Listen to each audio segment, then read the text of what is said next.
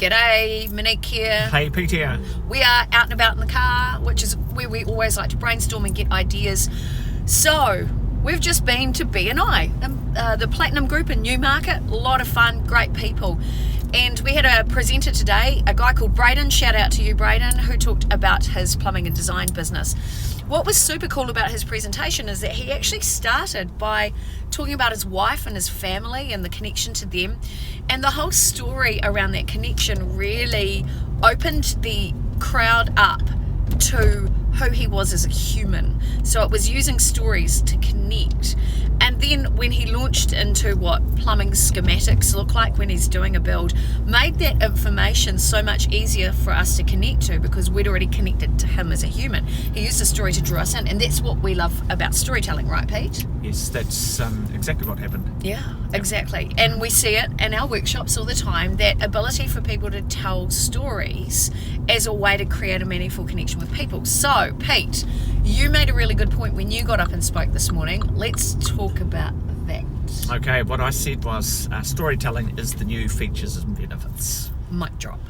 So we know there for a while that, your features and your benefits. So if you share your benefits and then talk about your features, or how you do things and why it's good for the end customer, that's really cool.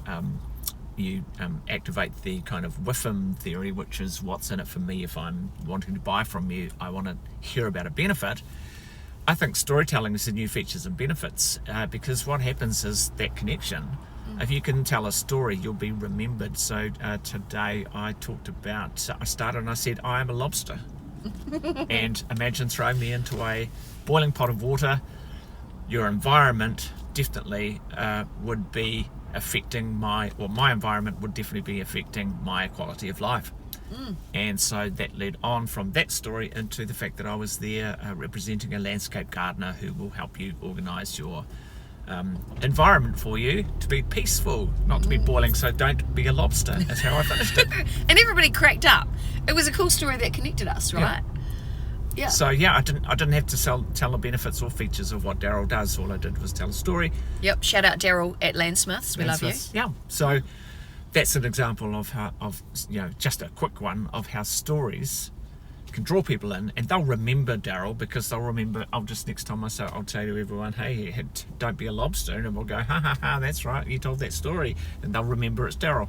Totally and they'll agree. Remember it's Landsmiths. So and you had something similar happen at the Fine Food show last week. Yes. With Rudy's Beer. Shout out to Rudy's Beer as well. We love you guys.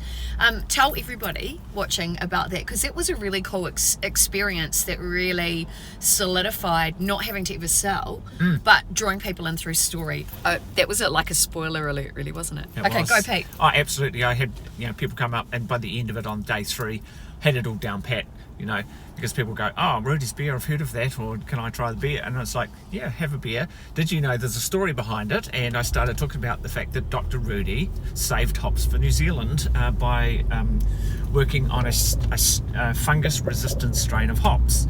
And because of that, he saved the hops, and so otherwise we wouldn't have beer in New Zealand and around the world because the fungus was ripping everywhere.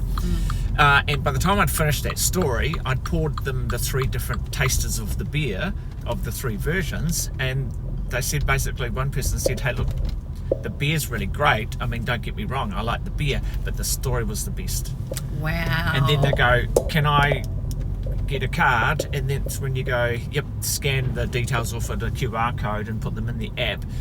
And so I never had to once say, would you like to buy some beer? Yep. I just told them the story, they loved it, and then they said, get in contact with me, I want to know more. That's so true, Pete. I saw it happen. I was there. Happened over and over and over. And in fact, that's what happened to me on the TV shopping channel that I worked on as well. I didn't really have to ever sell. Sure, we might use some selling techniques, particularly if there was a deadline or a timeline with a sale, but most often it was using stories to highlight why products make your life better.